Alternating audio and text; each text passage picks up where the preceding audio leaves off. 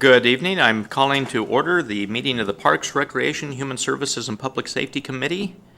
We have here with us on the committee Susan Honda and Lydia Cephas-Dawson. We also have Council President Linda Kochmar, and I believe that is it at the moment. So we will begin. Is there any public comment? No, there is not. Okay. Very well. On to committee business. Approval of the summary minutes. Oops. I move approval for the minutes from October, what's the date? 8. October 8th, as Second. written. Thank you. It's been moved and seconded. All in favor say aye. Aye. Aye. It is approved unanimously. Item B, the King County Sheriff's Office Registered Sex Offender Cost Reimbursement Agreement. And we are ready for you. Good evening, council Madam members. Murphy. Yes. I know I've been before you before for this exact same grant proposal. This is, the policy question before us is, should the City of Federway, the Federway Police Department accept the Registered Sex Offender Overtime Cost Reimbursement Agreement from the King County Sheriff's Office for the 2024-25 grant period? Recommendations, or the options considered are to approve the proposed agreement or do not approve proposed agreement and provide directions to staff.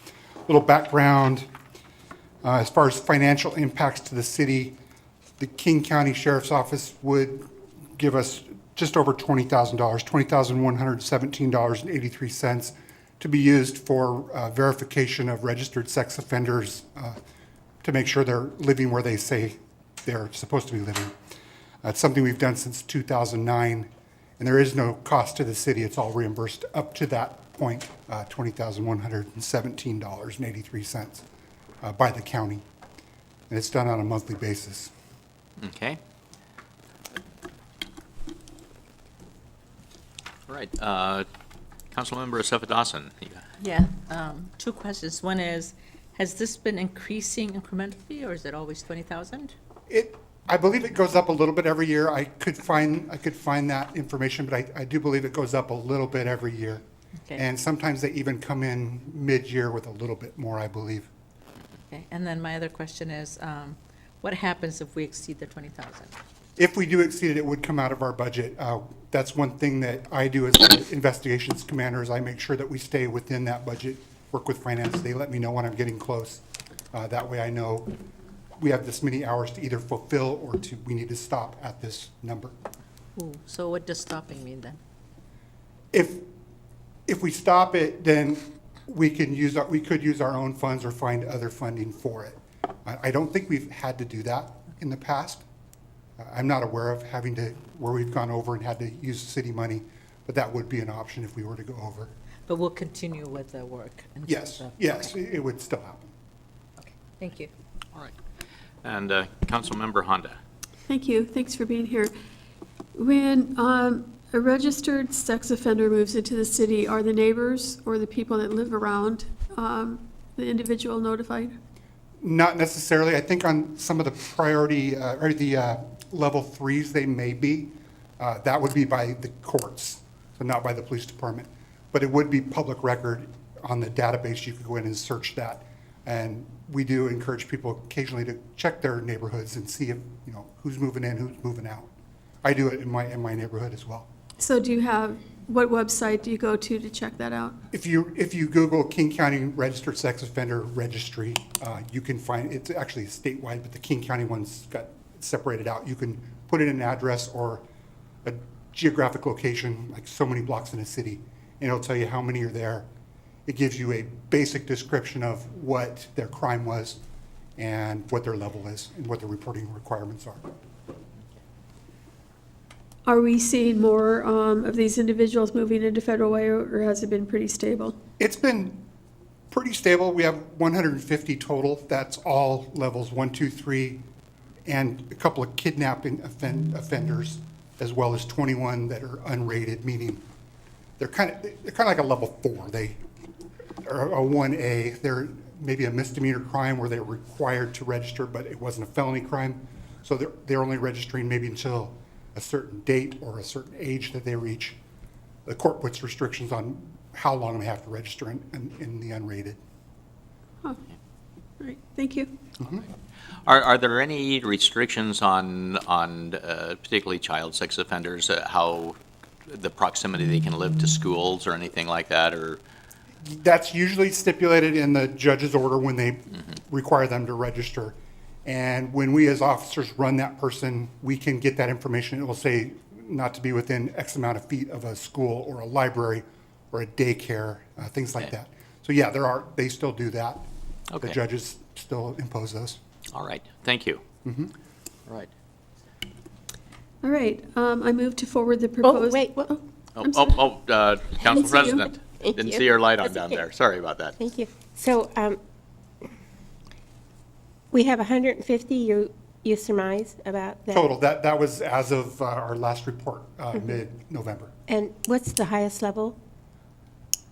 As far as As, that they register 1, 2, 3 like that, right, what's the highest, what's the most the dangerous? highest level is level 3. Yeah, level 3. Yeah. So, how many of the level 3 offenders do we have? Do you have any idea? 13. Yeah. And so this would be a question you probably couldn't answer, but do you know how many are in the homeless encampments?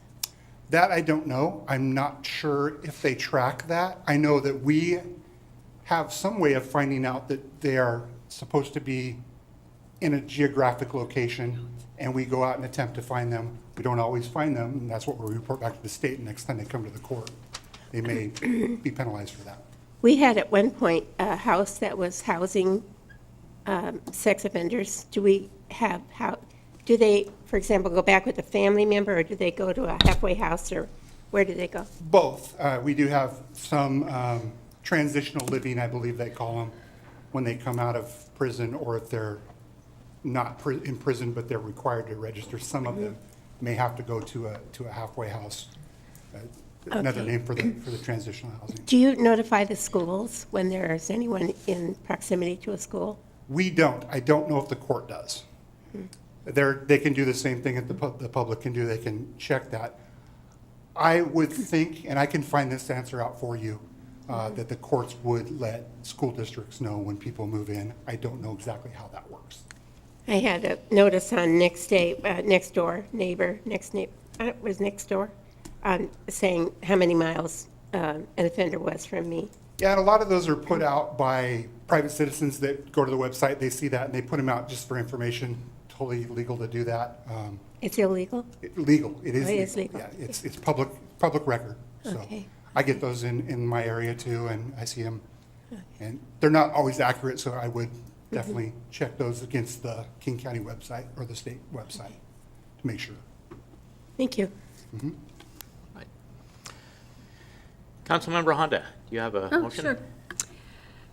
I move to forward the proposed agreement to the January 7th, 2025 consent agenda for approval. Second? It's been moved and seconded. All in favor, say aye. Aye. Aye, it is unanimous. Thank you very much. Thank you, Council. All right. Item C, Arts Commission Grants 2025, Mr. Hutchinson. Thank you, Committee Chair Walsh, Council President Kochmar, fellow council members. The policy question you have before you this evening is, should City Council approve the Arts Commission Grants 2025 funding recommendations? Your options considered are approve the proposed Arts Commission Grants 2025 funding recommendations, or 2, do not approve proposed grant funding recommendations and provide directions to staff. A bit of background. The Arts Commission did recently change the name of this program. It used to be called Contracts for Services. They changed that to the Arts Commission Grants just to be a little bit more clear to people who are applying. The fiscal impacts are $42,500 that comes out of the general fund in the Parks Department budget. And then this year, the Arts Commission voted to provide $18,000 to Center Stage Theater, $6,000 to the Federal Way Chorale, $1,500 to Jet City Chorus, $13,500 to Federal Way Symphony, $1,000 to the Federal Way Orchestra, and $2,500 to Rosebud Children's Theater. And then I also have Karen Brigado, who is a commission member and our future commission chair. If you have any questions for me or for Karen. All right, Councilmember Honda. Thank you. So I have some experience with this from being on the Arts Commission. So for the Federal Way Symphony and Center Stage, those were always the ones that get the most amount of funding. And they almost compete with each other for funding. So the symphony asked for 25,000 and got 13,500. And Center Stage asked for, I think it says 25, and got 18. Can you tell me why, Karen, in you guys' opinion, why you funded them this way? I know no one gets what they ask for. I mean, there's just not the funding available, so I get that. We based a lot of the rubric on how much they spend in Federal Way. Center Stage, their budget is almost twice that of the symphony, almost twice. So they spend twice as much here, they deserve more of a grant. And that's pretty much the only rubric that we had. We'll be changing it up next year to include audience size, participation by youth, and other things. But this year, our only rubric was how much they actually spend in Federal Way in putting these shows on. So Harmony Kings did not apply this year. That's right. Was there any effort to reach out to Harmony Kings? I know there was some issues going on. They do not wish a grant, basically. I am in touch with members who are in Harmony Kings, and they do not feel that they need a grant. Interesting, okay. Okay, Thank you. very well. Councilmember McDaniel. Yeah, a couple questions. I'm looking at the spreadsheet that shows the amounts back to 2007. And in the very first one, it says 2025 expense per group. Is that the estimated expense for the group asking, the organization asking for funding? Right, yeah. Okay. I think it's $300 and some thousand for Center Stage. 467,000. 400, yeah, sorry. Yeah, it's expensive to put on a show on that many weeks. Okay. Right, and not to say that the symphony is not expensive too, because they pay all of their players. Gotcha. But, yeah, their budget is not quite what Center Stage is. Gotcha. And then the question I have about the Harmony Kings, now they didn't ask for a grant. Would they still be using the PAC or facilities in Federal Way this year, or is that? They have gone to a different location Okay. that's outside of the PAC. They do come, and I think it's South Sounds or something funny, something different like that, where they get all of the barbershops together within the state, and they actually ask for tourism dollars. And that is a really big show. But their particular one, they actually have it with Jet City Chorus, and it is at a church on 320th that has a performing arts thing set up, so. Awesome. That's my only They question. use a different location. All right, thank you. If there's no further questions, I'll make a motion. do we have a motion? Sure. I move to forward the proposed Arts Commission grants 2025 funding recommendations to the January 7, 2025 consent agenda for approval. Second. We have a motion and a second. All in favor, please say aye. Aye. Aye. It is unanimous once again. Thank you. All right. And item D, another one for you. Seasonal Day Camp Transportation Services Goods and Services Agreement. Yes, the policy question you had before you this evening is, should the city contract with First Student, Inc. to provide transportational for seasonal camps from December to December 2025? Your options considered are approve the proposed goods and services agreement, or do not approve the proposed goods and services agreement and provide directions to staff. The physical impacts to the city would be $33,000 for the year 2025, which is in the recreation budget approved in 2025. That would provide at least 15 field trips for our seasonal day camps. A bit of background information, in the fall, we went out to bid for transportation services. We received 2 bids back. First Student was much more reasonable, and we had been working with them for at least 10 years. Our previous contract started in 2019, and they provide wonderful services so far to us for our day camp field trips, which we do one time per week in the summertime on Wednesdays, generally to different places throughout the Puget Sound region, generally between 50 students in our spring break or winter day camps, and then up to 200 in our summer day camp programs. Right. Councilmember McDaniel. Yeah, 2 quick questions. Does this contract include the vehicle, or is this strictly for the drivers? Vehicle and drivers. Okay. And then I believe we've approved a purchase of some new buses is that for different kind of trips? It is, yes. So our buses that we have right now, we have 2. They're 15-passenger shuttle type buses that they're used for senior trips and for inclusive trips. We just have so many people in our day camps that 200 people, you would need a larger transportation mode for those. Gotcha. And are these charter buses that are on this, or are they more like a? They're more like bus? school buses. Okay. That was it. Thank you. All right. I have no additional question. I move to forward the proposed agreement to the January 7th, 2025 consent agenda for approval. Second? It's been moved and seconded. All in favor, please say aye. Aye. Aye. It is unanimous. Thank you. Thank you very much, One Kevin. quick question, Oh, though, sorry. oh, another question. It's irrelevant, but where do they go on the long trips, places I like? think the longest we go is Tacoma, so it all stays pretty close. We try to go in Federal Way, spend money in Federal Way, so we'll go to Dash Point, Okay. Town Square Park, things like that. Yeah. Yeah, I didn't see anything further than Tacoma, so I wasn't Yeah. sure if there was like Mount Rainier type of No. Yeah, we stay within, region. Okay, thank you. All right, thank you. All right, going on to item E, Parks and Recreation Commission 2025 Work Plan. Mr. Jason Gerwin. Good evening, Chair Walsh, council members. Thank you for having me tonight. Policy question before you is, should the City Council approve the Parks and Recreation Commission 2025 Work Plan?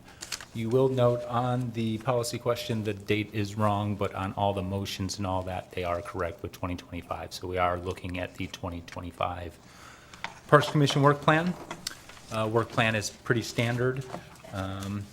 The one addition that I can make note of on this year's work plan is they had requested to add asphalt art and to study asphalt art and how we could look at implementing asphalt art within parks properties. Other than that, it's supporting volunteer events, annual playground replacement. We're still working on the master plans for Brook Lake and Steel Lake. We have the overall pros plan update, prioritizing trail repairs. They look at the locker room renovations and the Honolulu Garden project. I would entertain any questions if we have any. All right. So, what is the asphalt art? What? Asphalt Art is an initiative that I think it originated kind of, you'll see in different municipalities or cities where they paint crosswalks or things like that in a maybe more decorative manner that have an arts component to it. I know Seattle has some roundabouts that have some flowers painted around them. They're usually community-driven, and it's about, one, putting art out in our community. Two, it's about, generally they're put in places where you have pedestrians and it kind of attracts drivers' views and maybe slows those drivers down. This was entertained by the Public Works Department, but based on traffic laws, it was deemed we wouldn't do asphalt art in the actual roadways. And so therefore, the initiative is still desired, and so parks may be an option for that. And so the work plan item is to study that and see whether or not implementation makes sense. And any recommendation Parks Commission would make would go before this body for actual approval. Okay, all right. Thank you. Councilmember Honda. Thank you. So Public Works said that they did not desire to have, It goes against traffic laws, and I had a conversation with E.J. Walsh, and he can give you more of the specifics and cite the codes or the WACs that, but other cities do it. Studies. Tacoma's done it, and there are other. Seattle's cities done it, cities around the country have done it. I've seen it in numerous places where it's on roads and intersections. So why would we have different rules to follow in Federal Way? I don't manage the public right-of-way or roadways, and so again, I had a conversation with EJ, he gave it to me, I can't articulate it in a manner that he can articulate it, because he's got that knowledge of roadways that I do not have. I would love to see, because I know that it will slow traffic down. It has a potential to slow traffic down. Over at Federal Way High School, in the intersection where we've had a couple of students in accidents, have something designed on the intersection there, which would be pretty interesting. The other thing I don't see on this work plan is the cost of what all of these things are. So once we approve this, we're approving these things to be done, but I don't see any financial information next to any of these things. Parks Commission does not have a budget. There's no money, it's staff supported, and these are all study items, but these have no dollar amounts attached to them. Parks Commission has never had a budget attached to it. So when it says,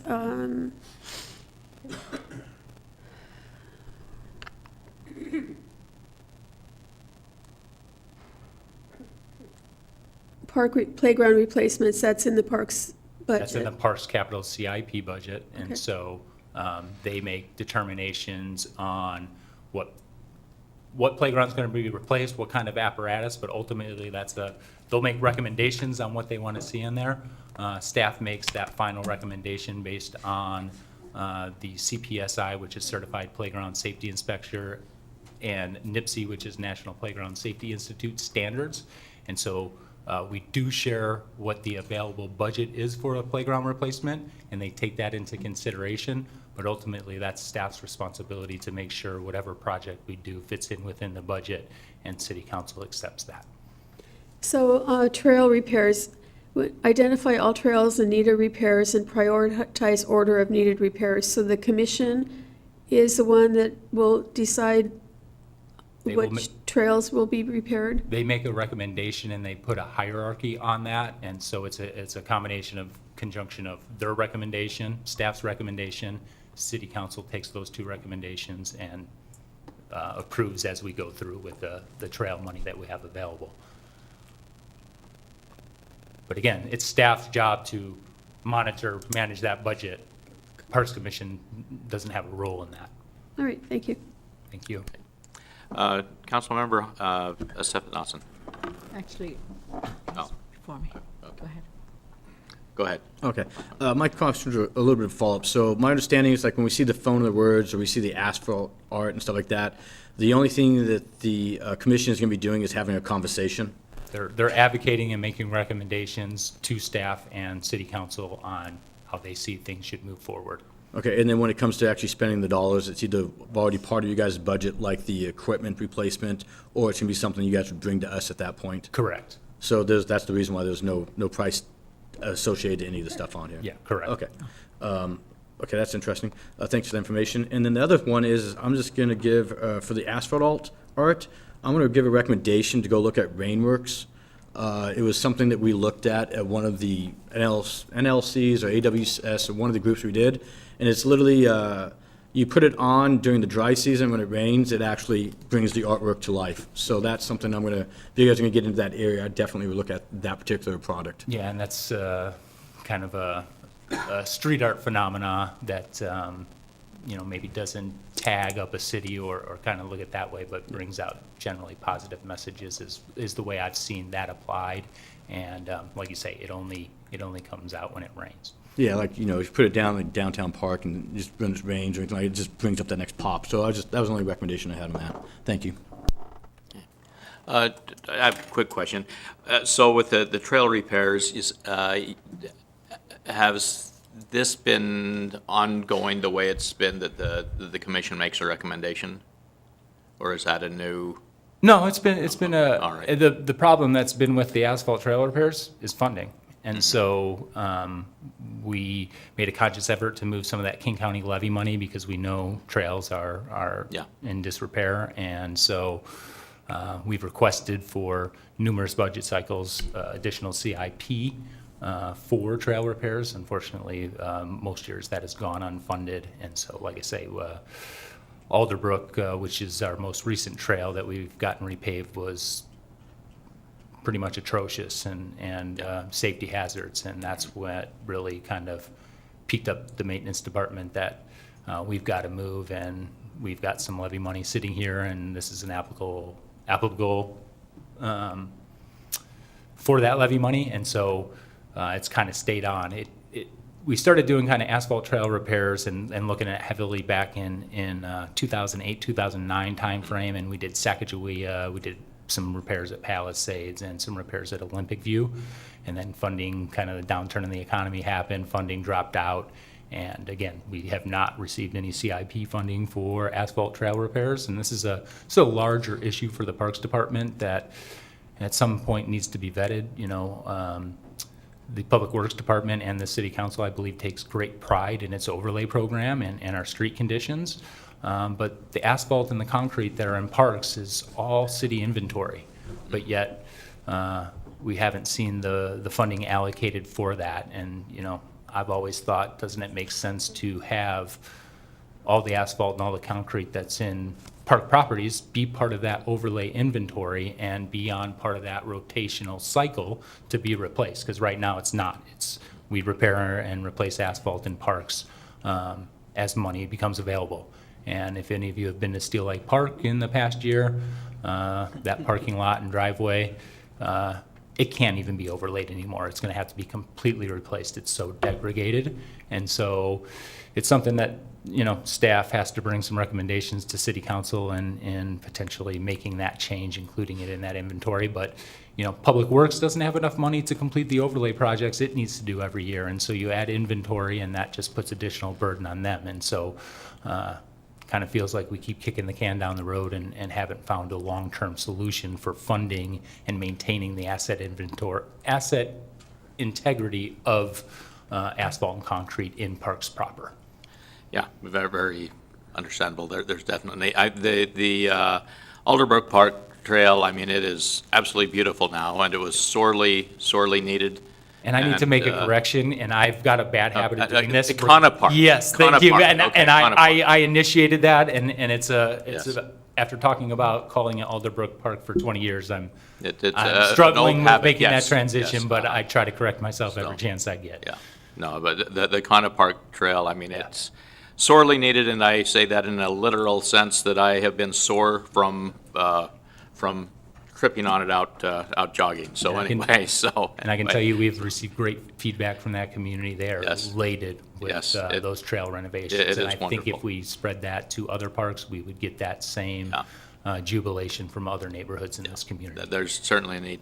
I guess the one question that I really had is with the commission coming up with the recommendations of priorities and the Parks Department staff coming up, are they generally pretty similar, or is there often much of a discrepancy between the commission's recommendations and the staff's recommendations? Usually they're fairly congruent. There may be some minor differences in thought, but usually we were able to find consensus with that commission.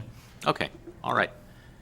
I have another question. Councilmember Honda. Going back to the trail repairs, is a BPA trail included in this? Yeah, that's all. And so, So on the BPA trail, I noticed this summer that the tree roots were painted pink like they do on the sidewalks. Yep. So do you do that every summer so that the tree roots are Have we done it identified? every summer? No. Is the intent to make sure we are identifying those and bringing them to user groups or patrons' attention? Absolutely, because, in parks maintenance priorities, safety is number one. Right. And if we're not identifying that and painting that on an annual basis, we're not bringing a known hazard to attention. And so that's been the recommendation of our insurance authority, WCIA, and we intend to do that on an annual basis, yes. So I know part of the BPA trail, because I ride my bike back there, and I've ridden the trail from start to finish many times. There's at least one spot that is really bad with the tree roots, and it's you have to slow down, or else you're gonna be knocked off your bike. What is the cost of taking those roots out and replacing the asphalt?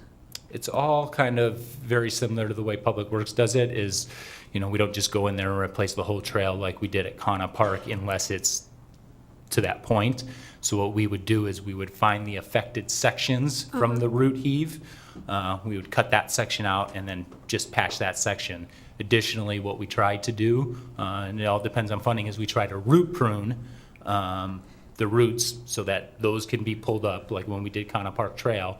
All of that root heave, they were cut off, removed. We also had to remove 39 trees that were in a state of decline and were only going to contribute to future problems on the trail. Now, come next fall, we just ran out of time this year. We do intend to plant some more trees with the volunteer group along the trail to replace what we took out, but that was prudent so that we were getting the most benefit out of those trail repairs and get the longest longevity out of it. Since we're taking the time to do the work, we might as well do it right. So since we just went through a budget cycle, and I didn't see this in the budget, was this something that your department didn't ask for because you didn't think you'd get funding, or it wasn't a priority? It was prioritized off of the asks, and it's on the wish list, or the want list. But we still have money in the CIP account. I don't have an account balance for you at this moment, but we had moved $500,000 from the levy into that specific CIP category for trail repairs. Now, almost more than half of that was taken up by the Kana Park Trail, And why was that trail done? Was it in such severe decline that it had to be redone, or it was we had redone people because getting of the hurt name? on it, and we had reports of people getting hurt on it, and so it rose to the top because of safety concerns. If I can make a comment on that, you mentioned how with the BPA trail, they paint the areas where there's cracks that pose a danger. I think that on the Kana Park Trail, there was more paint than asphalt showing. So, anyway. All right, thank you. All right. Thank you, Jason. Do we have a motion? Sure. I move to forward the proposed installation of a wind phone. No. No, sorry. I'm ahead of myself, okay. I move to forward the Parks and Recreation Commission 2025 work plan to the January 7, 2025 consent agenda for approval. Second. It's been moved and seconded. All in favor, please say aye. Aye. Aye. It is once again unanimous. Thank you for your support. And another one for you, item F, installation of a wind phone at City Park.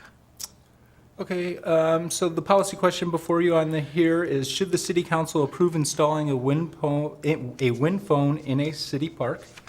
And so you've got three options to consider here, which is one more than the normal two. And so you can approve the proposed installation of a wind phone as proposed by the Parks Commission.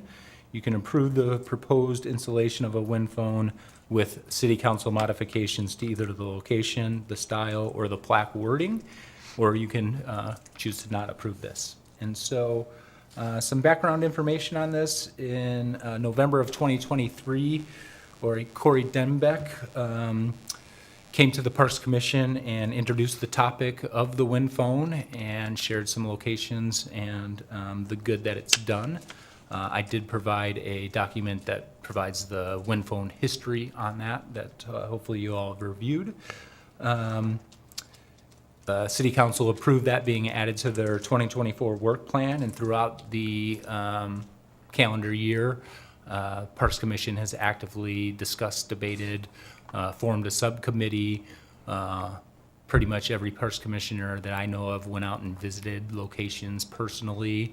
And then after their visits, we came back and discussed the pros and cons of each site.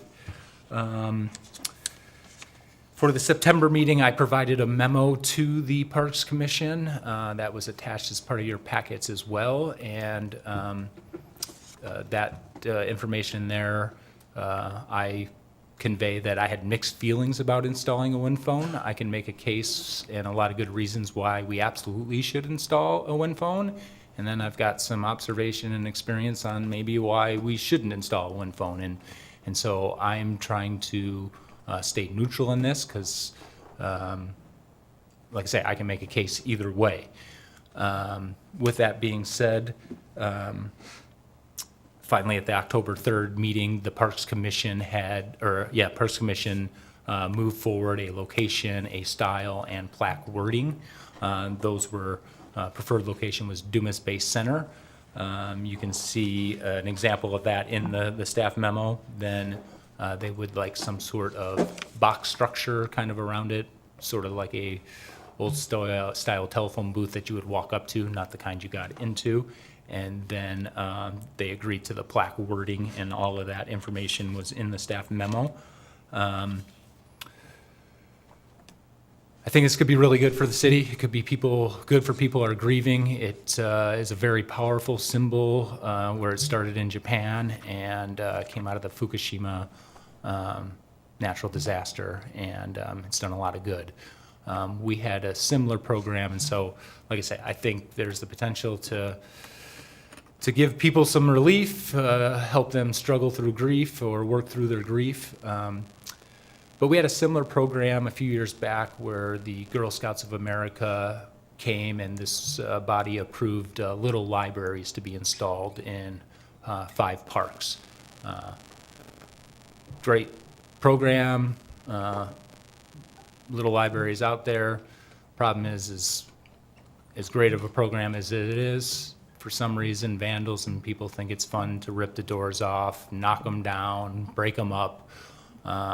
We have repaired every one except for the one at Madrona at least one time, many of them 4 to 5 times. Several of them are to the state where the next time they get vandalized, we don't know if they can be repaired. And so the agreement with the Girl Scouts is we would keep them functional as long as possible. And when we couldn't, we would either remove them. We would also contact the Girl Scouts if they wanted to remake them. Most of those Girl Scouts are probably now juniors or seniors in college. So the likelihood to get them to come back to rebuild one or that are probably not high, but it doesn't mean I'm not going to try and ask them.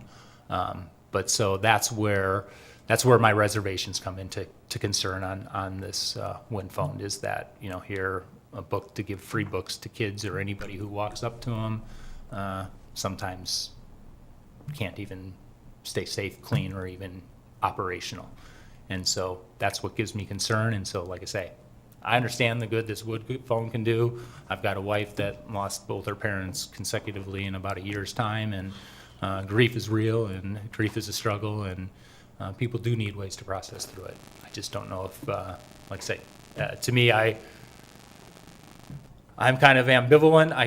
I'd be happy to install one, and it would be okay if we didn't install one, and that's where I wanted to bring it to this body as a neutral party. The Parks Commission is adamant.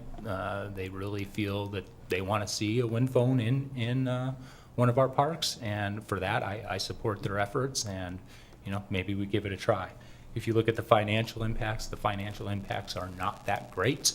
But to me, it would just be like we did with the Girl Scouts. It's coming to an understanding of, if we do install a wind phone, how many times are we going to repair it before it can't be repaired again, and we just maybe sunset the program.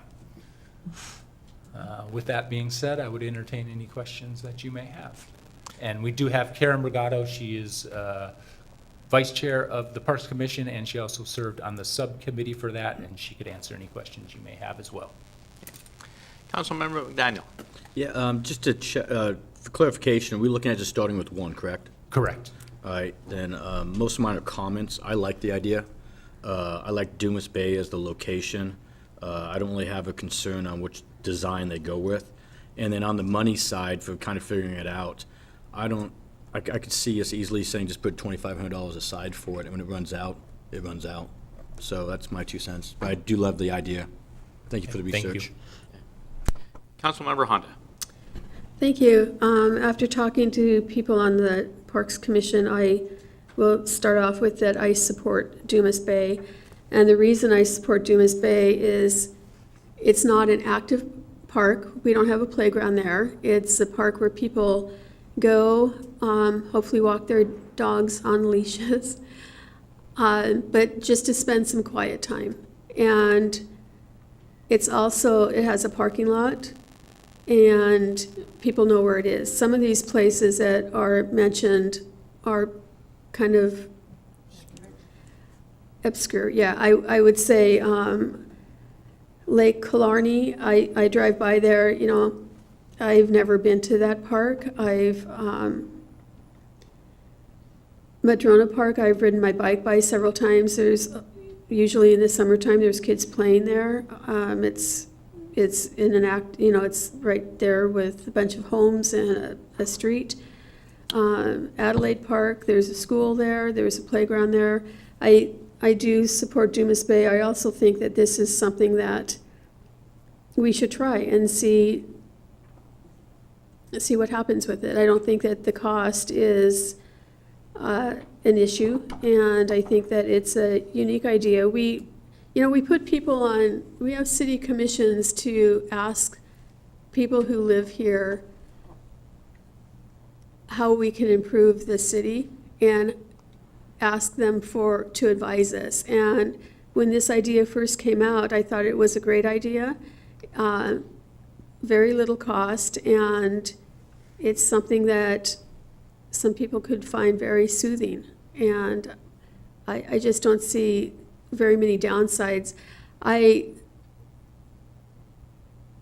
Vandalism is an issue with anything, and where it could be vandalized, maybe it won't. I mean, there are some pieces of public art that have never been vandalized. And hopefully people will respect what the wind phone is and why it's there, and hopefully we'll respect it. But I would support Dumas Bay, and I would support doing this. Thank you. And as to the design, I would leave that to people who know much more about design than me.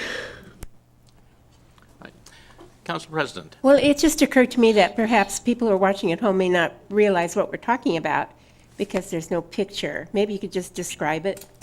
Sure. Give you that history piece.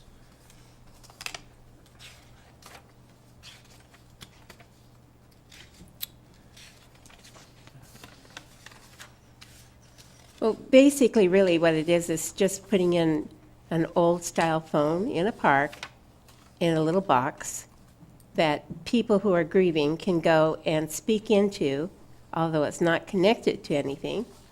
And I would think that that would be similar to people who go to the shore and write something on a lantern and let it off in the wind, or write a note and throw it to the ocean, or it's a way of getting your feelings out and a way of feeling like you're speaking to the person who is gone, and that a way of feeling that you can. There's 7 stages of grief, and that's one of the ways of getting that grief to come to the surface and get it out. It's a wonderful idea. Yeah, and just for your clarification, for the public that can't see it, kind of here's what we were going to put on the plaque, and it kind of gives an explanation of what the wind phone is. Phone of the wind. This phone will never ring. It's connected by love to nowhere and everywhere. It is for those who have an empty place in their heart left by a loved one.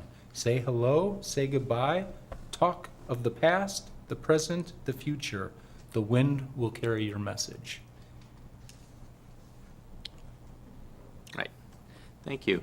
Councilmember McDaniel, did you have another? Yeah, I'm just going to add one other thing. The other one was the plaque. I'd probably recommend putting a QR code or something, so if someone wants to get more information, they can go back. I mean, what you guys have written up for the rent phone history and stuff, I mean, just slap it on a webpage, and that's phenomenal And information. I did not in the meeting, that is something absolutely that the Parks Commission has requested, that there be a QR code on that plaque that will take you to a webpage that will give you some of this background information in that. Awesome, thank you. Thank you. Thank you. I'm generally supportive of the idea. I do have a little bit of a concern. You know, a while back, I was down on Pacific Highway, and there was a fellow who, I don't know whether it was just a mental state or a drug-induced state, but basically a psychotic state, and he was walking up and down the block, you know, yelling at the sky and at whoever was around and everything. And being, you know, it was concerning, and people. There wasn't a lot of pedestrian traffic, but the little bit of pedestrian traffic there was, waited at the crosswalk to cross over the other side to go down that way.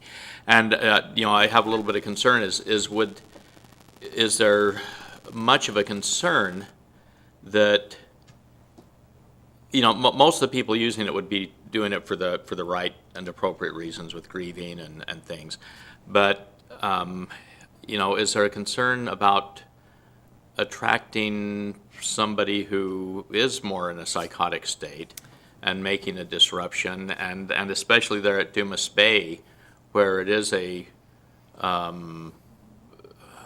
you know, I'm thinking that if we were to do it, it may be more appropriate in some place like Clarny Park, which is a very peaceful and serene park, but you're not, if there's something like that happened, it wouldn't be disturbing anybody else.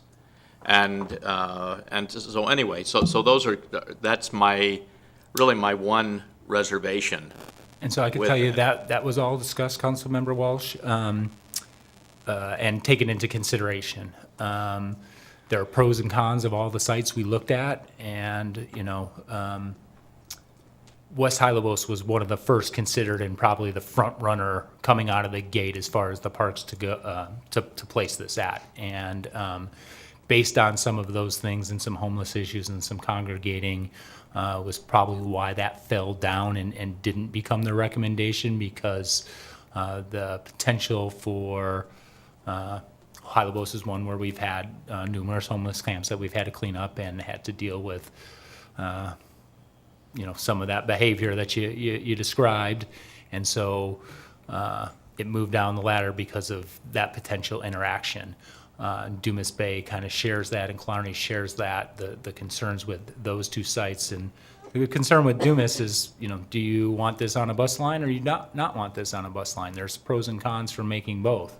You know, Dumas is not on a bus line, and so you have to be a little bit more able to get there or make it a destination you want to get to use that, where some of the more centrally located, you might have had more potential for that. So all of those were considered, factors were in there. That was talked about and discussed, but I think the overall good and the thoughts were that this location, proximity, has not been a spot where we've had a lot of homeless activity, and so that it had the greatest potential for success there, hence why the committee decided that. Okay. All right. Very well. Any other discussion? Okay. Councilmember Honda. Let's see, committee recommendation. I move to forward the proposed installation of a wind phone at Dumas Bay to the January 7th, 2025 consent agenda for approval. Second. It's been moved and seconded. All in favor, please say aye. Aye. It is unanimous. Thank you. Thank you for your support, Thank you. and Parks Thank you. Commission's going to be ecstatic. All right, thank They're you, really Karen, excited for about coming. this. So, Thank you. all right. All right, item G, report on DBC operations. Mr. Clemens, Dumas Bay Center.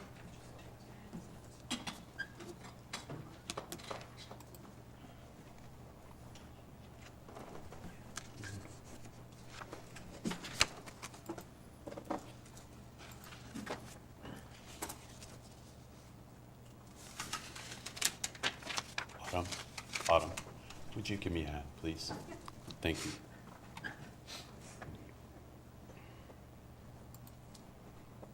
Who needs Thomas here when you have Autumn?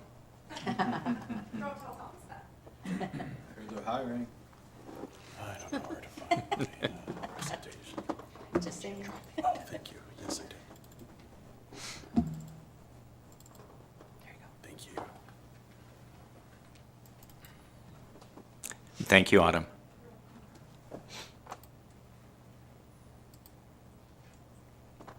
Okay, good evening, everybody. Nice to see you all again. My name is David Clemens. I'm the manager at the Dumas Bay Center. And tonight I thought I would shake things up just a little bit because it's a year in review. I figured I'd give you kind of a rear view of the year and talk about all things Dumas Bay. So first and foremost, I wanted to give you a snapshot of our year-to-date revenue. This is projected through the end of this month, so there's going to be a little bit of fluctuation, but our rental revenue will finish out the year with just over $550,000. We're making just over $230,000 in catering. Internally, we're at food and beverage at $47,000 and miscellaneous, including equipment, staffing fees, etc., just over $31,000. So our total revenue is going to be $850,000 exceeding. I'm really proud of this next figure. I wanted to show you this. So in 2024, as you can see, it's our highest earning year over the last comparative 6. And like I said, I'm really proud of that. One thing I want to point out is that the previous rental revenues actually include equipment as well, whereas this year I am just reporting on rental revenue. So quite a good year for Dumas Bay. Here's year-to-date expenses at a glance. I know you've all been wanting to dive into this in more detail, and so I wanted to break it down for you as well as I can. Our kitchen expenses on a monthly average, as you can see, are around $3,600. And if you dive into that a little bit deeper, we're kind of at a balance of supplies and service.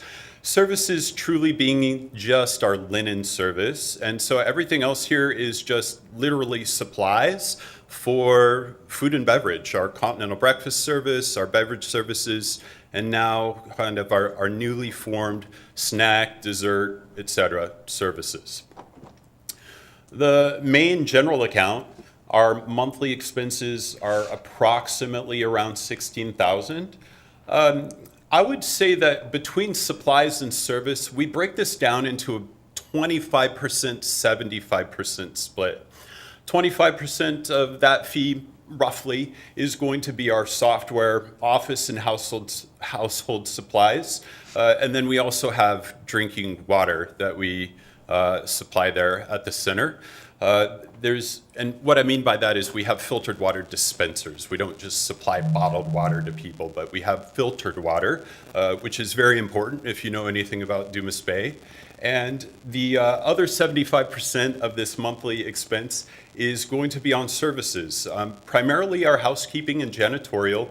But as you all know, maintenance is a huge factor there. And behind staffing, it's my next largest expense. So some of the kind of more, I would say, regular hit list things that you're going to see are boiler and HVAC services, alarm and fire services, plumbing, electrical, grease trap.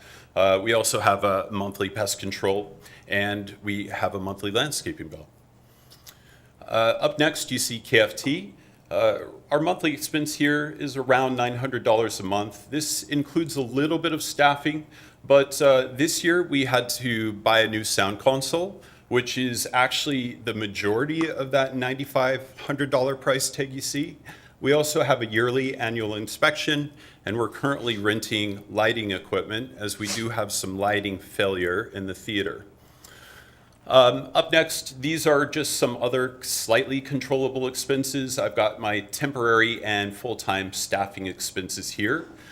Councilmember McDaniel, you asked me on the budget meeting why I had such a large increase in staffing from what was reported unto what I was requesting.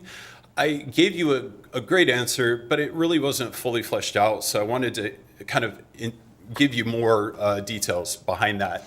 When I started at Dumas Bay, all of the part-time staff were making what is now currently under the minimum wage. And one of my biggest goals is to get them to a wage that's somewhat competitive. And to do that, I've had to raise their hourly wages, not drastically, but enough to make it worthwhile. I have to say, you can go to Dick's Burgers and start making $21 an hour on start. So I had to get these guys caught up. An old boss of mine has a great slogan, and it's one that I'm going to use right now, but it's, if you pay peanuts, you're going to employ monkeys. And I have definitely an expectation of standard of service, and that definitely requires a higher wage. One other thing that I should point out is that my position did receive a slight adjustment, and I failed to report that. I didn't even think about that. But the other full-time position, there's mine and another, so there's two. We both had an adjustment in wages. So all of those things together is why you saw such a drastic increase in my budget. Next up, just some odds and ends about the year in review. Chair Walsh, you had asked me about my goals, and I gave you a terrible answer. You hit me in the face with something I wasn't expecting, and I wanted to look back and see how many days Dumas Bay was actually in use this year. So we were in use 300 of the 365. I feel like that's pretty great. Yeah. However, I would like to see that increase, and so that's going to be part of my goal for 2025, is to see more usage more often. One thing I will say is that our usage, it's okay if it varies, because the demand on the building with the different types of usage varies greatly. And sometimes we really need an opportunity to recover and regroup and prepare for whatever's coming next. A single daytime meeting doesn't have much impact on the building, but a full building buyout for a week takes a lot of considerations and definitely needs a little bit of reworking to prepare for whatever's next. So I do think it's perfectly fine to have a lot of fluctuation in the amount of days, and that they don't necessarily contribute to the first slide that I was showing you of the actual revenue in the budget. I wrote BHAG with a question mark because I thought that this really related to what is my big, hairy, audacious goal. And when I started at Dumas Bay, I've seen and I still see so much potential. And my goal is just to show everybody the potential that that place has. It's so beautiful. It's so capable of being a revenue earner for the city, and that's where I want to take it. Another old boss of mine, I guess I shouldn't say that, but we were talking and she said, you know, you'll never make Dumas Bay a 5-star hotel. And I said, okay, but I'll make it a 5-star conference and retreat center. And I take that very seriously. Maybe we won't be a 5-star destination, but I can certainly improve the value of the center. And I feel like I've done so, and that the staff there has done so greatly. In addition to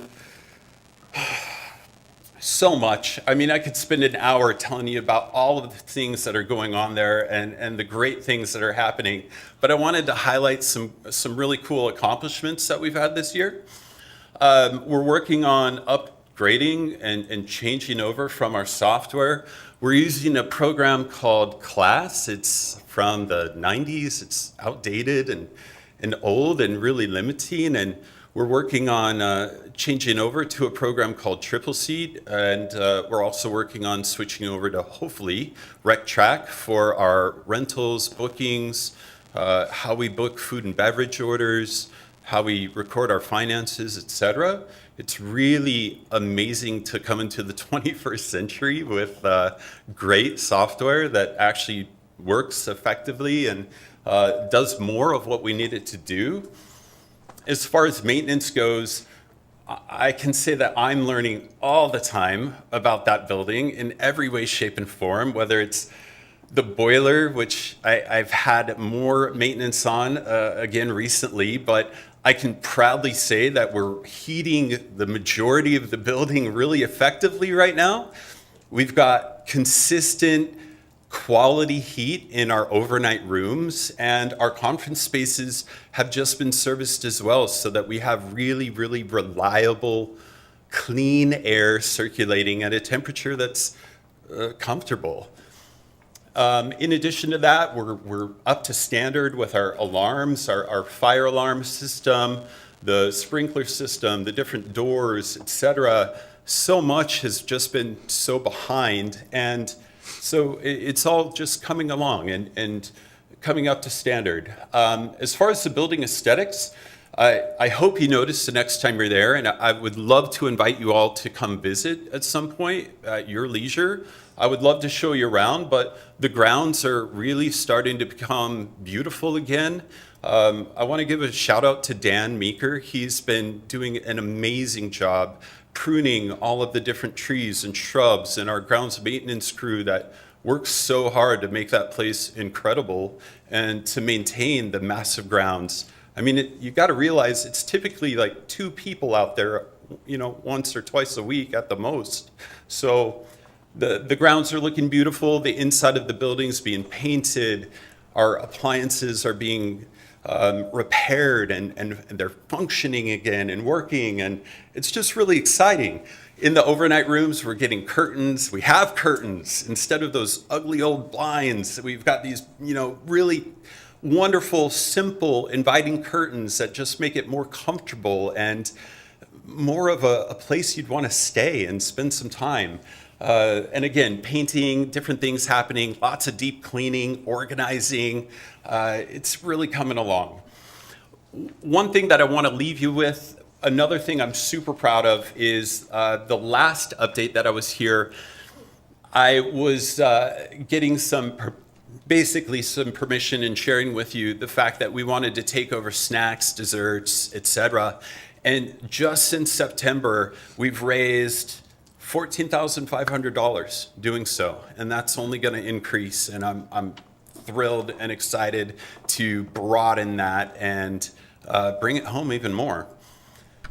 Finally, some current challenges. As you know, we've got a really old building and inherently a lot of issues, but we deal with them day by day, and we do what we do to make it through to the next and make it a great, inviting place for our customers. And another thing that is looming is our theater equipment, both sound and lighting. It's original to the theater, and it's old, it's outdated, a lot of it doesn't work, and that's a big expense that we're going to have to kind of start diving into eventually. And then, of course, I've got to leave you with some cat pictures, and I would love to take any questions, etc. All right. First, before I go to others, with the theater expense for the sound and lighting, Yeah. what type of budget do you think that you will need for that? So I have only the most minimum of quotes right now, just to cover basic cost to refurbish our lighting system and get a lighting system that is working, viable, and that would attract more clientele. We're looking at probably $60,000 to $75,000 Okay, all right. Very well. And I love your enthusiasm about Thank you. Dumas Bay. It is, I it get is excited. contagious, and it will be I love contagious Dumas Bay. with potential clients and guests there also. Let's start with Councilmember Assefa Dawson. Actually, I don't have a question either. I wanted to say what you said, that I do appreciate you, and you don't give yourself enough credit. And those cats have gotten big. They've gotten big and squirrely. They're adorable. I love them, yeah. All right. Councilmember Honda. Thank you. Well, I wrote down, I love your enthusiasm and your love for Dumas Bay. I love Dumas Bay. I think it's one of the better things in Federal Way, and one of the things that we really need to be focusing on in the next 5 years, in my opinion, because the building is old, but it's certainly worth saving. Just because it's an old building doesn't mean it needs to be torn down and rebuilt. There's value in saving our old buildings, and we don't do that enough in Federal Way, in my opinion. For the Knutson Family Theater, that is, how many years, is that like 30-some years old? It was 98, I believe. Okay. So close to. What needs to be done in there to bring it up to the standards of which we need it to be to rent it out and make some money from it? Can I give you my full wish list? Yes, please. Yeah. Sound and lighting is number one. Sound and lighting is number one. Both we are badly in need of. Seating is probably number two. Better seating.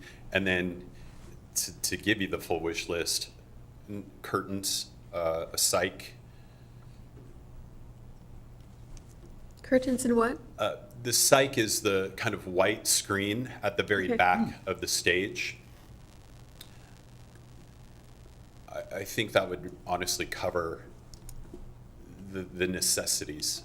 Everything else would be more fluff, but those are the essentials. So if for the seating, I spent a lot of time in Dumas Bay through the years. My daughter danced there a lot. Is it possible, so one day I would like to see the theater redone. We just need to put money into things that we have as a city, and we need to find that money because we find money to do other things here in Federal Way. So if we make it important enough, we'll find the money for it. I firmly believe that. One of the things that I would love to see at Dumas Bay, so when people come in late to a show or a program, they have to go down to the front and walk up. And it's always been a problem. Is there any way, in your opinion, since you live, well, you don't live there, but you're there all the Might time, as well. that there could be an entrance in the aisleway, as you're coming in, so that you could go up into the seating area, so you don't have to walk in front of the stage? I don't know what is and isn't possible with that. I think it's a great idea. I would love to see more accessibility in general. And I agree, it is tough to have to walk all the way to the front, just to inevitably probably walk all the way to the back of the audience seating.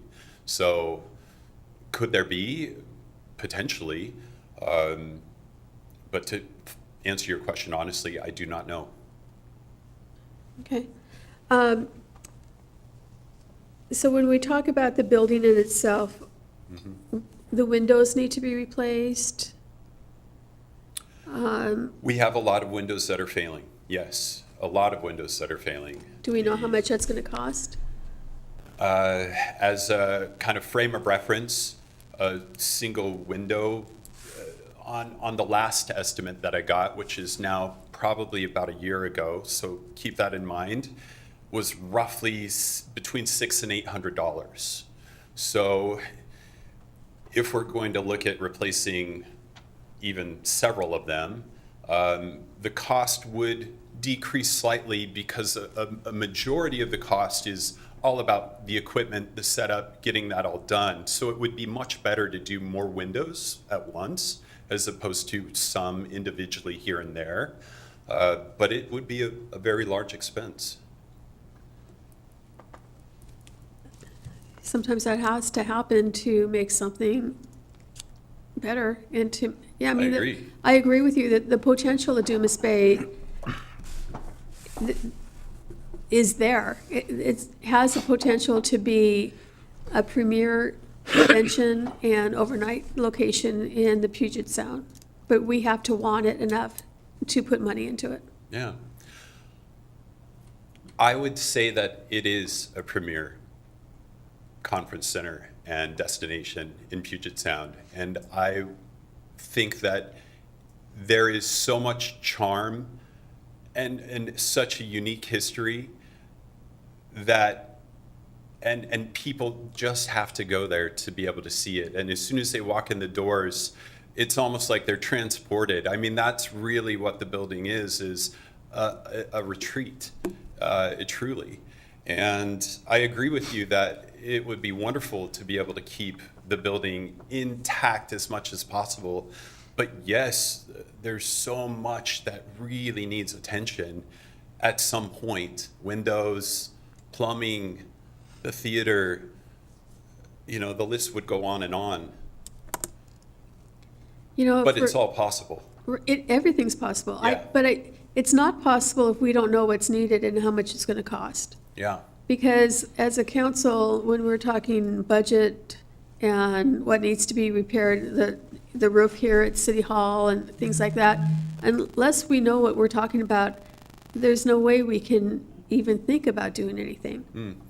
And so, you know, I certainly can't direct staff, but it would be interesting to have a comprehensive look at Dumas Bay and at Knudsen Family Theater and see what needs to be done to make it that premier location that we know it can be. So, just my opinion. Thank Let me, you, and thank you defer for loving the site and the building so much. Would you, Let me like, defer to John, just because, you know, the comprehensive study is something that we've definitely talked about and would love to do, but That's what I was going to say, is we've considered doing an envelope study. So once we get done with the community center, get the community center back to perfect, which is going to be happening soon, then we're going to focus on Dumas Bay with an envelope study, much like we did at the community center, to get you accurate pricing. And I agree, and I appreciate the kind words that all of you have said about Dumas Bay, the building, David's dynamic presentation skills. No question, it is a gem, and we would like to, I would like to see that continual investment in the things that are obvious.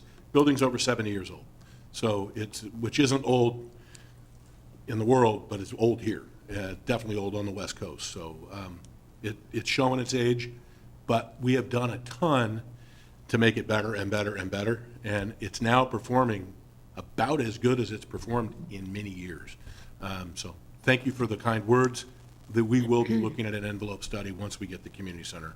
So, you know, I went to Stadium High School, and if that hadn't been maintained over the years, what a loss to the community and to the region if we didn't have Stadium. You know, people come from all over to see Stadium, as they should. And we just have to maintain what we have, if it's worth maintaining, and Dumas Bay is certainly worth maintaining and keeping it and making it. Absolutely true of Dumas Bay and every other asset we have. Every asset that we have had deferred maintenance, which is my least favorite term in my profession. I hate it because these assets are incredibly valuable and they need to be maintained, but you have difficult choices every year with competing priorities for a limited amount of dollars.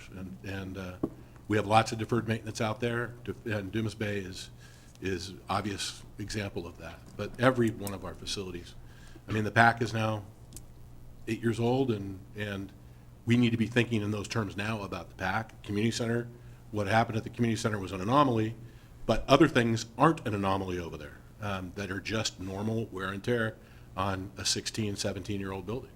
So, especially a building that gets loved to the level that these buildings do. Thank you. Councilmember McDaniel. I'll just jump on the bandwagon, man. You were the right guy for this job, and I Thank you. appreciate watching you grow as you're getting more into the job. So with that said, if you don't mind popping back a couple slides, I want to go over some numbers. which one would you like? Go back and I'll tell you when to stop. It's going to be the one that has, that one right there. So my questions on this one is when we jump down to the DBC, and you have on here landscaping, is landscaping third party or is that actually the city coming in and doing it? There is a third party as well, yes. Okay. Are they just more, It is deal. literally blowing, cleaning the parking lot, taking care of very general landscaping, some pruning, different, taking out the trash, cleaning up the trash around the park and the parking lot. Yeah, Gotcha. it's very minimal. gotcha. And then when we look at the boiler slash HVAC, how Yes. much of that 177 do you think was actually maintenance on the boiler? I'm not looking for 100% accuracy, but anything you Sure. have, if you have a number. I would say that this year we probably spent around roughly maybe 5,000 on the boiler, and HVAC, we're gonna spend around 6,000 or 7,000. Okay, it's not Yeah. too bad, actually. And then if we were to replace windows, which is probably a couple 100,000 when you put the real number out there, would we see a savings or any benefit to the boiler HVAC having those newer windows into play? Or is it just the time of the equipment's the time?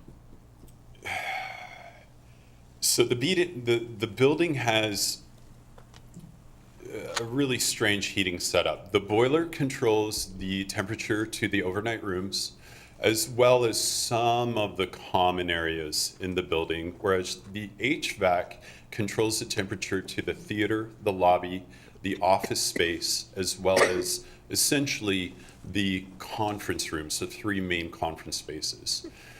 If the windows were replaced, sure, we would receive some benefit, right? Because we'd have better insulation.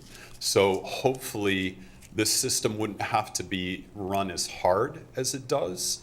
I don't know that there would be much benefit to the boiler or HVAC though with the window replacement.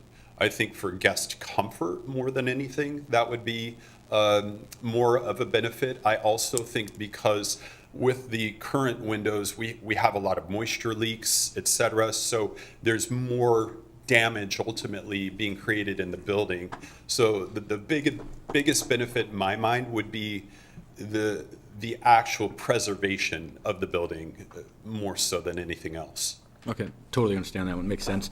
Now, dropping down to the temp staff, I Yes. actually used Dick in my argument for starting pay. I thought it was 2021, lets me know that I used $1 short. I'm glad you won your battle on that one. What is the current pay that you're able to provide then? It's going to range. At the lower end, I got staff working at around $17.50. At the higher end, for some of my more veteran staff with more responsibility, the highest earning is $25. Right. Are those numbers going to keep them in the position, you think? Some, yeah. The goal is yes. I want to keep. I have some. I mean, I would love to highlight a couple of my staff members. Blanca Flores is really pivotal in the kitchen, and she is one of the individuals that I mentioned on the higher end of the scale.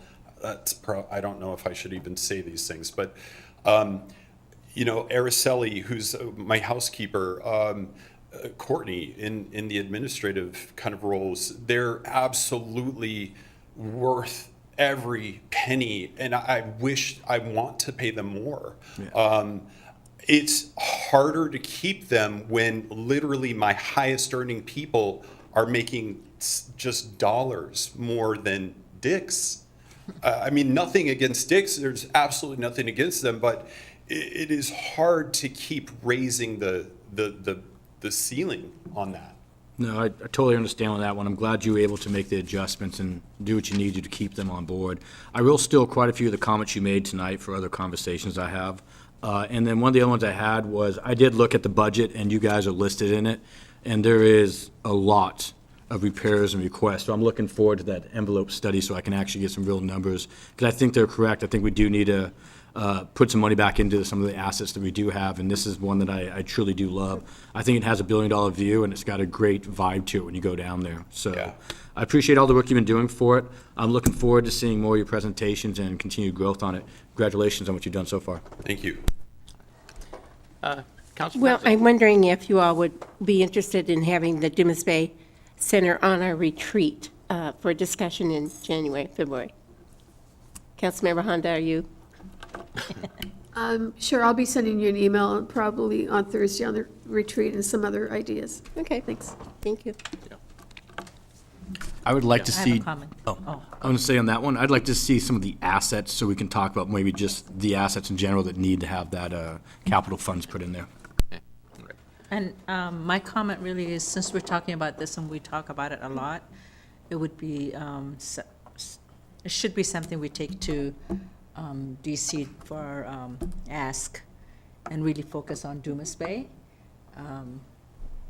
I would like to see actually state-of-the-art or modern building there, because it's a great location and it will generate more revenue if we did that, as, retreat center, like you said. So it would just be my input. I know you want to keep it, I think, Susan, from your comment, but I would like to see actually something new, and if that could be part of our conversation and see if we can get money for it, it would be great, so. I was just going to say, I bet that there's funding out there for historic preservation. And that might be worth looking into. I know I've recommended it over the years, but I don't know if anyone's ever looked into it. And I know that there's been some things done that have changed the original building. But I bet there's still some money out there that we can get so that this isn't completely funded by the city to repair that building. We just have to look for it. There's money out there. We have to know where to look for it and know what we need it for and how much we need.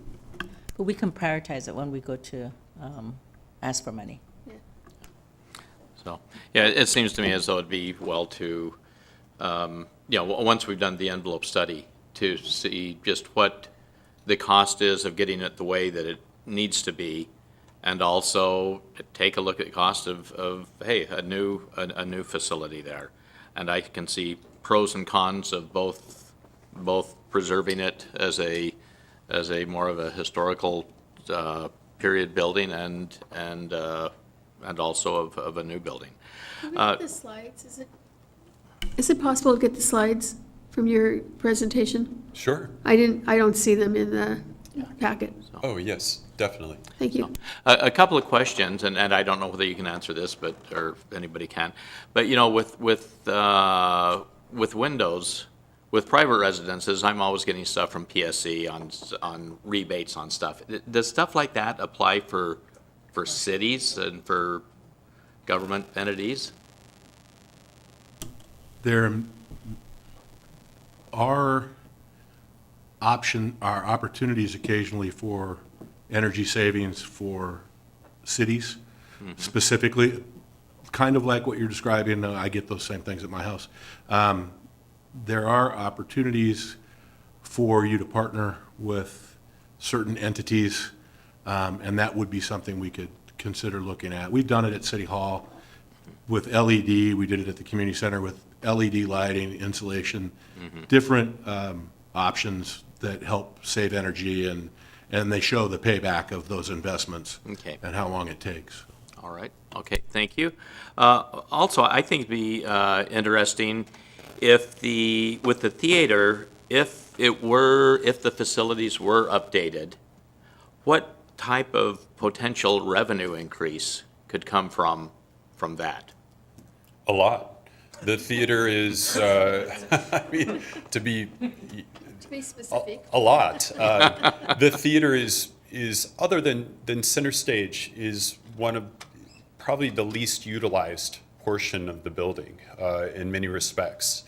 It has an enormous amount of potential, but it also needs to be able to be a place where people want to hold their performances and shows and whatever it might be. And really, the equipment is right now our biggest hurdle in that regard. So is there the demand for, I mean, is there demand for a space that size for? It's really I mean, it's a niche space. It's a smaller theater, but there are so many I don't know any off the top of my head, but there's got to be plenty of organizations, individuals, groups that would love to hold their shows in a space of that size. How many seats are there? 234. Okay, all right. Yeah, I think that would be well to investigate also, just to see what potential there is and how much demand there is. And with that being said, you know, with the expenses, is there a marketing budget? There is a marketing budget. It's small. I will say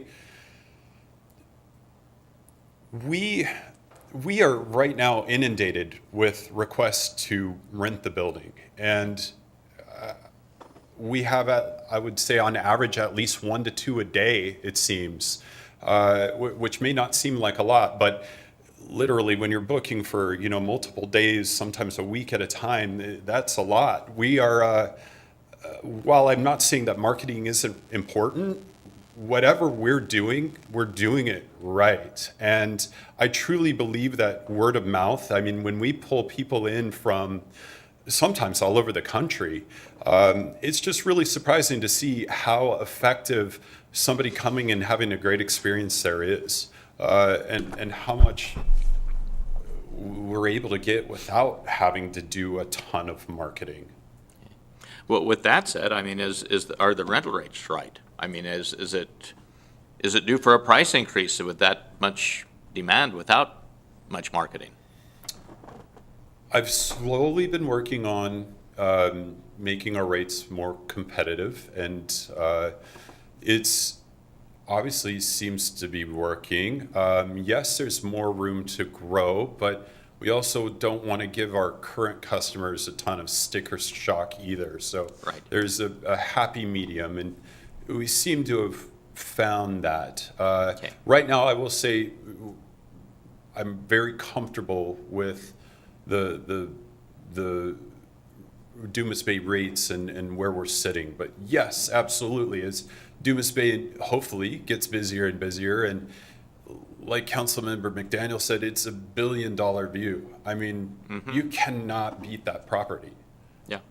Also, with At all. that, the back a few months ago when the Northern Lights, the Aurora Borealis was out, the best view that I found was from clear out close to the water at Dumas Bay, and it was magnificent. So, all right. Looks like we have some more. The last thing I would say is when we plan our council retreat, in August, July and August, we're looking for dates at the PAC and at Dumas Bay, and it's hard to find dates. I mean, we don't have much choice. So they are busy, and, which is great. But, yeah. So, yeah, people are booking down there and wanting to come, including us. Yeah, thank you. And Councilmember McDaniel. Yeah, last question. Do we do an after-stay survey? Yes, we do. It is something that isn't actively sought after, but it is an option that people can take, and we get some good feedback here and there. It is something I will say that I have so many ideas that I just haven't been able to implement yet, and that is part of an idea that I'd like to pursue. Right now, I just have to prioritize so many things, and it's a little further out in my kind of priority hit list. Right. Yeah. If you don't mind, just send me a copy of what you currently send out or give. I'd just like to see what questions we have. Sure. Thank you. You got it. Right. All right, thank you. Great presentation, and it's, hey, you're at the helm of a great city asset, a great community asset. Thank you. All right. Thank you, everybody. See you in the new year. Happy holidays. All right. All right, Ms. Gressett. I do not want money today.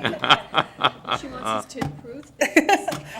When we exit out of this. All right, item H, Federal Way Community Center Locker Room Soft Demolition Project Closeout.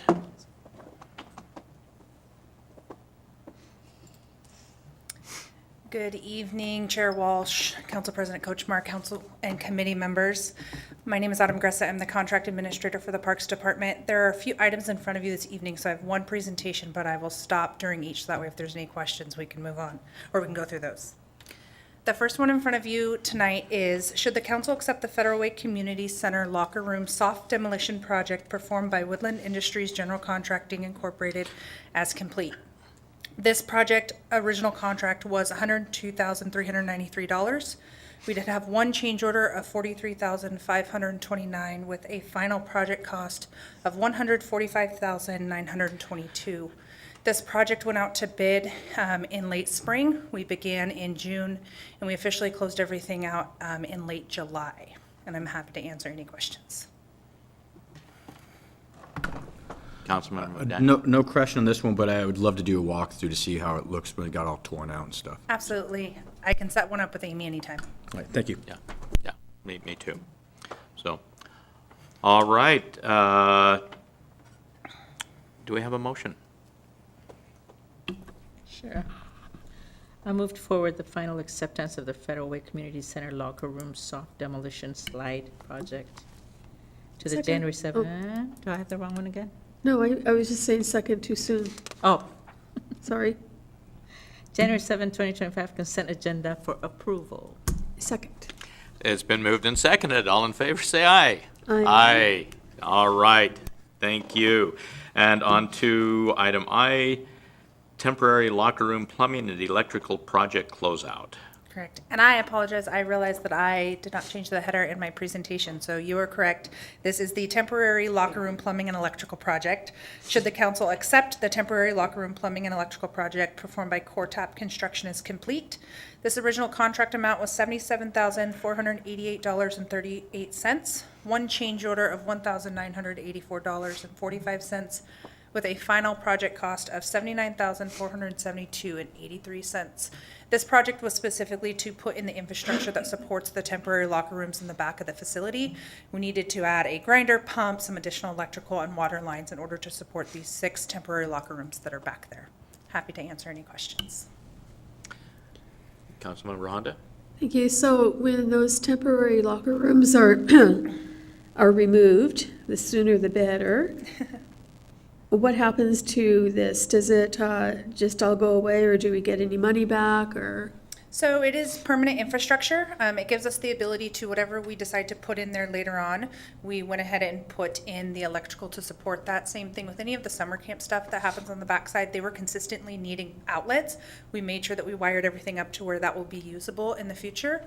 The way that the grinder, pump, and all of the additional water is set up out there, it'll all be capped and underground but marked, so that way whatever we decide to do, we'll be able to utilize those lines. What is it that you might be able to do back there? There is a myriad of ideas that even today in some meetings we were bouncing back and forth. I wouldn't say that there's any one thing right at this point that we're able to bring forward, but I know that it is Leaf and the rest of our intent to potentially put something out there that's usable. As you guys know, before we had to rip out all of the grass and everything, if you ever walked back there, it was a soupy mess that even in the summertime while kids wanted to be out playing on that grass, it was just a sloshy pond. So the intent would be to make it a usable space in the future. But I think we're going to get through this project first and then determine what that might be next and what the cost would be. Okay, thank you. You're welcome. Right.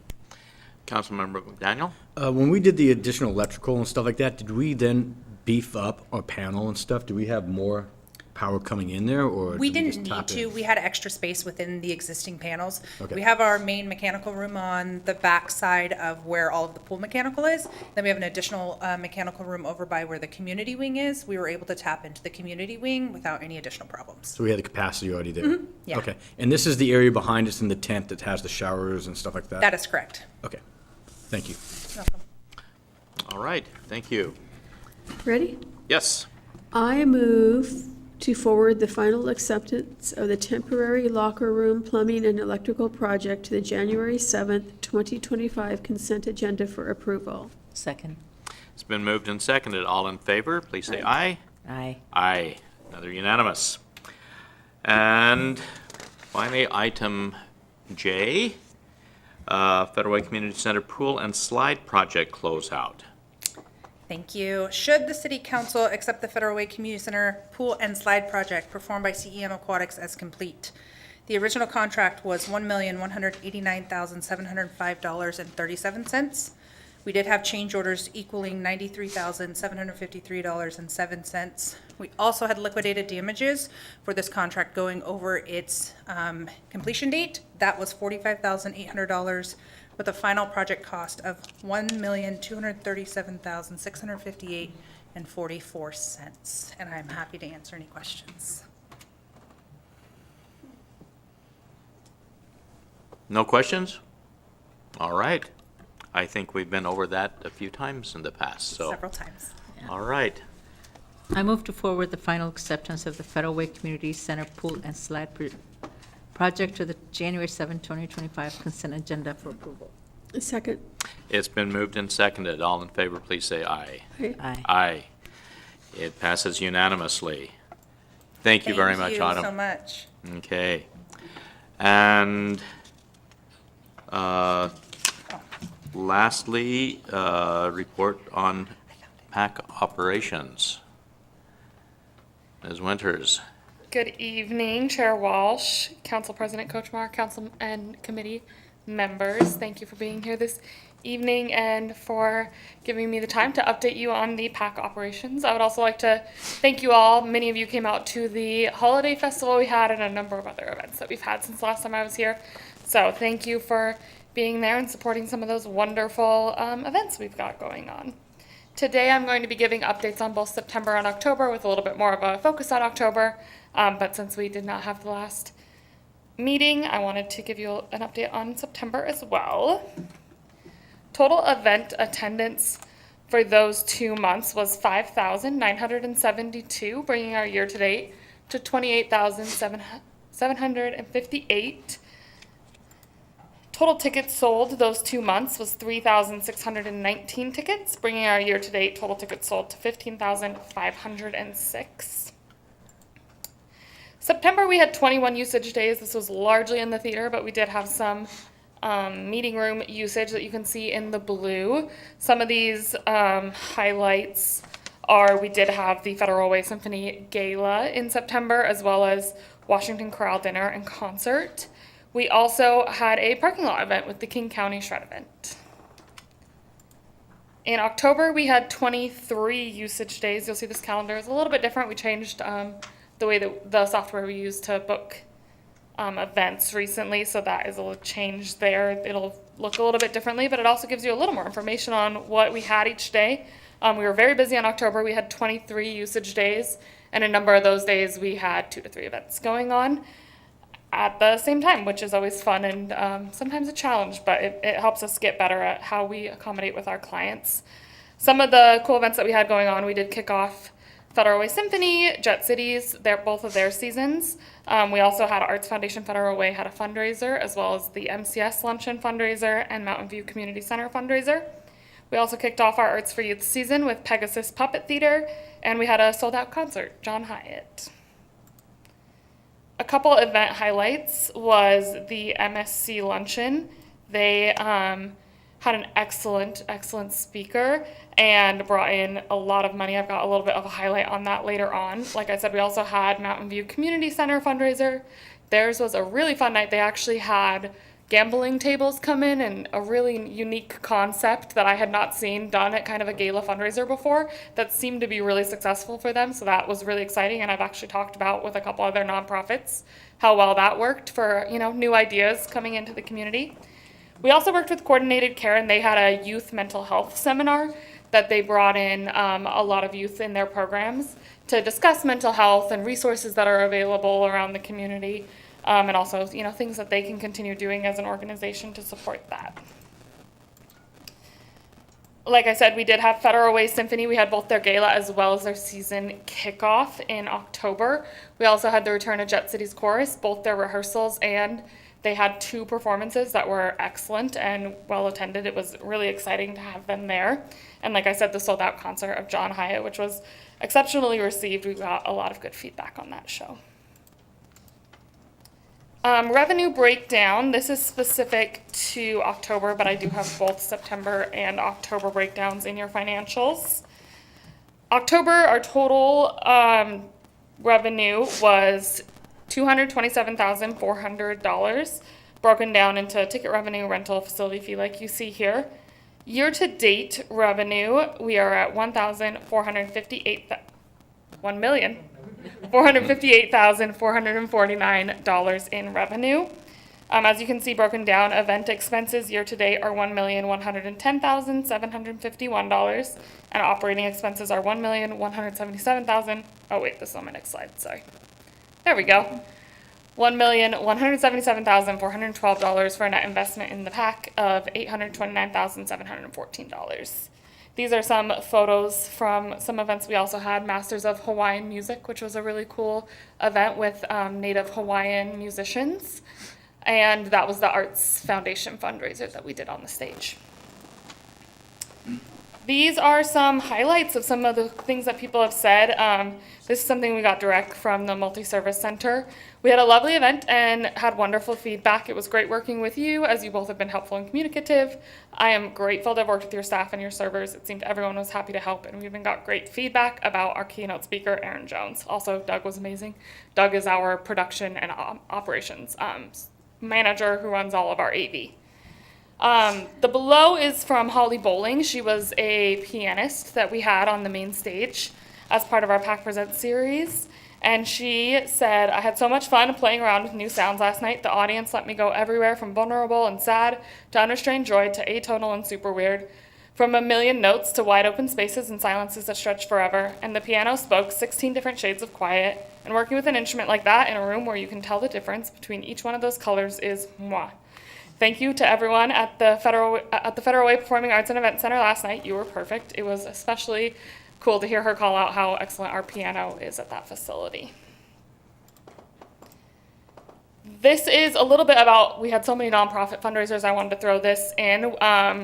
Between the different nonprofit fundraisers we had in October, they raised over $296K. These were some of the shout outs about those events on social media for Multi-Service Center and Mountain View Community Center. And these are some of the recent reviews we've gotten. John Hyatt was one of the best musicians there is. He's sincere, fun, and a real pro. We had a terrific time at the show. This place is outstanding. Great staff and great food. We enjoyed the entire time. And a little bit longer one. This is our first time visiting. It's a smaller but nice and clean venue. Their great staff welcomed us. They have a cocktail area with drinks and snacks. The sound was great, and the Prince tribute did a great job. For our qualitative incentive progress for the Oakview Group qualitative goals that we have in our contract, as of October 2024, we are 80% of our goal to attendance. I believe we are going to hit our goal. Based on my numbers, we're going to be right there, but I'm pretty sure we're going to hit it with our November and December events. Community events, we are 20% of our goal. We will be at 40% by the end of the year. Usage days, we are at 83% of our goal. This will be kind of right there as well. I expect us to hit our goal for that as well. For revenue generation, food and beverage, we are 101% of our goal as of October 31st. 160% of our goal for theater rental revenue, 105% of our goal for event space revenue. Ticket revenue, we are 74% of our goal. That one is also going to be right there. I do think we're going to hit it, but we might miss it by a little bit this year. Weddings, we only had one wedding this year. We are really working on that for next year. So we are 25% of our goal for weddings. Banquets and meetings, we're at 76% of our goal. I do expect us to hit that. We have 15 more booked, so we should be over our goal by the end of the year. Nonprofit events, we are already at 210%.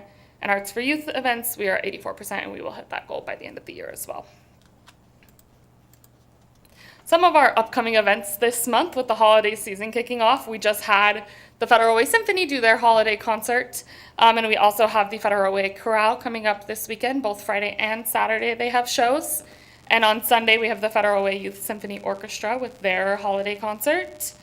And then next week we have ABBA Holly Jolly Christmas. It is with ABBA Fab, an ABBA tribute band, and a Christmas-themed ABBA tribute, which is going to be really fun, as well as the Nutcracker. The Nutcracker is on the 22nd. It is actually almost sold out.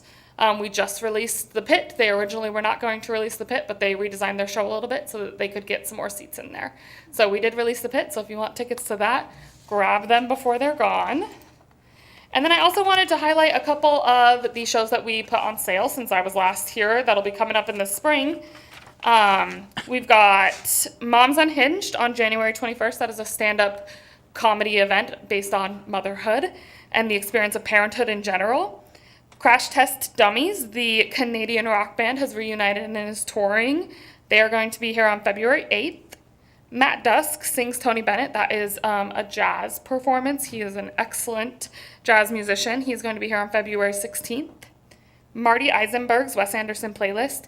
This is a concert that is exploring music and Wes Anderson films through the lens of jazz, which is going to be very fun. And Living the Braveheart Life, an evening with Randall Wallace. He is a writer and producer and director of some films like Braveheart, Pearl Harbor, Secretariat, and more. And this is going to be an evening exploring his creative process through some clips from his films, some music, and more. And I would be happy to take any questions. All right, Councilmember McDaniel. Yeah, could you slide the slides back to the one that has the actual projected revenue stream? Yes.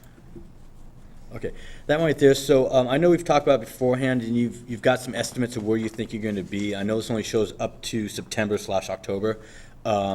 With the projected revenue streams, which ones do you think you'll hit, and which ones do you think will be a little bit of a miss this year? So these should be fairly accurate. We might be a little bit under on ticket revenue. A couple November events didn't quite hit where I expected them to, but pretty darn close, if not at that. Rental revenue, we should be right about there.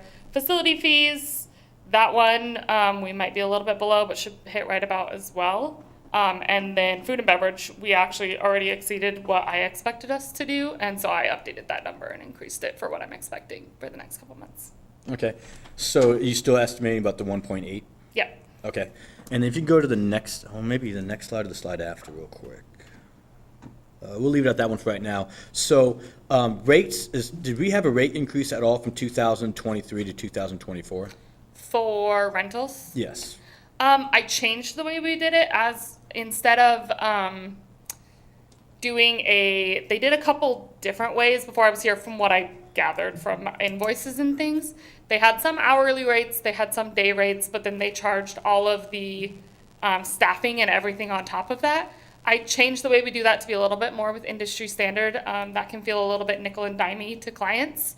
So I changed it so it's more of a cohesive rental rate. You pay this much for however many hours your contract is, but you can use all of our house equipment and we staff it appropriately. So you don't have to worry about if you need another usher because you sold 200 more tickets, you don't have to worry about paying for that from the client perspective.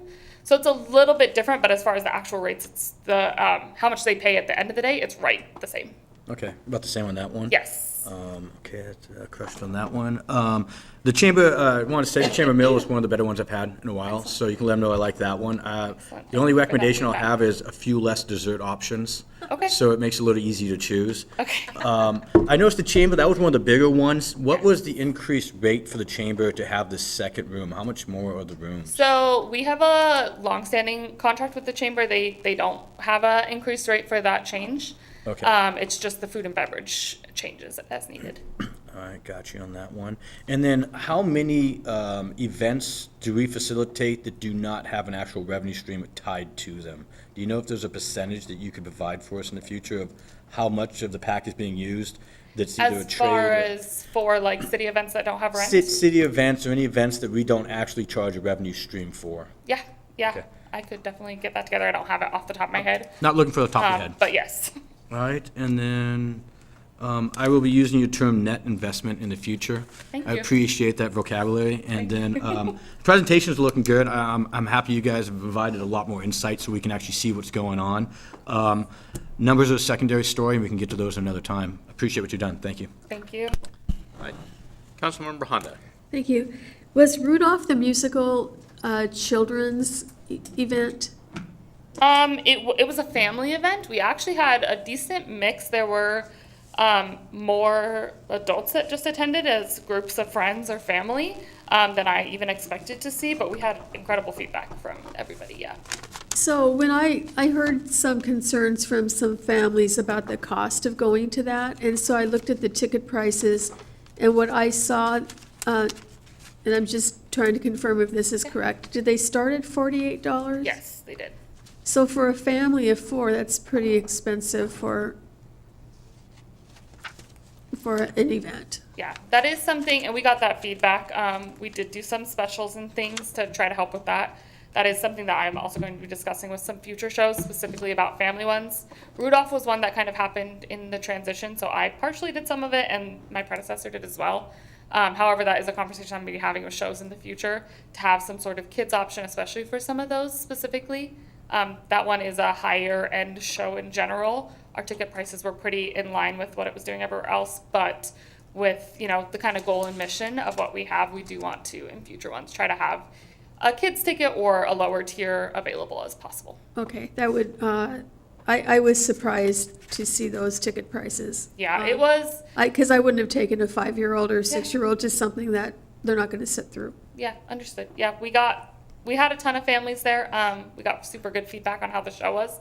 It was a more just expensive show to put on, probably easily our most expensive show, bottom line expenses of the entire year, which of course then makes that higher ticket price. So it's going to be a discussion with shows in the future of how we can accommodate having some sort of children's price or a lower tiered price for sure. Okay, and then I was also looking for some seats for another show in December, and it looked like there wasn't anything available in the balcony, that no seats were rented out or no seats were available. So do you rent out half of the theater? We do, yeah. So some shows, if we don't think that it's going to be over $5,000, I give them a reduced rental rate and only sell the front of the theater. It also makes it a better experience for artists, so that there's not just people sitting in the balcony way far away from them. It was a little frustrating for me because I kept thinking there was something wrong with my iPad that I couldn't figure out why I couldn't get seats, see what was available. Is there something that you could put Yeah.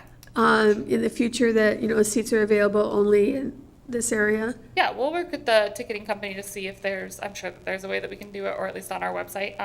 But yeah, I'll definitely bring that up with the ticketing company and see what we can do for that.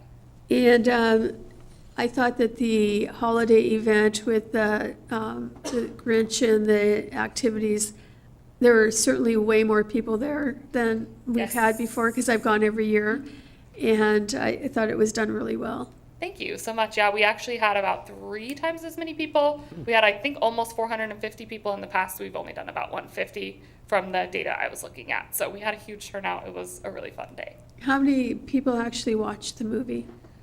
We didn't keep track of exactly how many went into the theater. I would say at least half. We had a pretty good number. We didn't open the balcony, but there were a lot of people in there. I did not keep track specifically, though. We had a lot of families that kind of came in and out, too, with their little kids. They'd go and watch for a while, then come out and get some energy out, and then go back in, so. And then the last thing, I was at, maybe it was Jet Cities that I was at, where we had to enter through the side door. Yes. I didn't like that. I didn't feel it was a good representation of the pack. Yes, that was a very unique situation. The venue was already rented out when we approached Jet Cities about coming back with their new MOU, and that was the only date that they could do that show, and that was the only date that I truly did not have availability due to one of our fundraising events. So not something we plan on doing in the future, but was something that we did to make sure we could accommodate and bring Jet Cities back to the pack. So there was no way we could have gone in the front door and just gone into the theater? There wasn't for that one. There truly was just no room, and they had technically bought out the building, actually. So technically, contractually, I shouldn't have put anything in the theater. But the client was not open to it. They were very concerned about it, and so they said that we could do it, but as long as we didn't impede their event at all. So Okay. we worked with it the best we can, but that is not a plan for any future events coming forward. Okay, good to know. Yeah. I mean, even going to the restroom was It was a little bit different, yes. yeah, a little bit different. Yes. And then I guess my last question is, parking. What are we doing for parking for events, like even at the chamber event last Wednesday? there was very little parking available in the actual parking lot. We have overflow parking and we put signage out for all of those events so that people know how to go over to that overflow. And is parking. that the Walmart parking? It's not the one at Walmart, but the one that's like across the street from Walmart. So between Walmart and us. The answer is yes. Does Okay. that make sense? Yeah. All right. Yes. Thank you. Thank you. Councilmember McDaniel. If I had one more follow-up question. So this is a question actually on if it's a business model that's doable or not. I know we have a full-size kitchen, and thank you for the tour of showing me everything. Of course. I currently am buying Factors, and I've noticed that there is an industry opportunity out there for people who do that pre-made meals.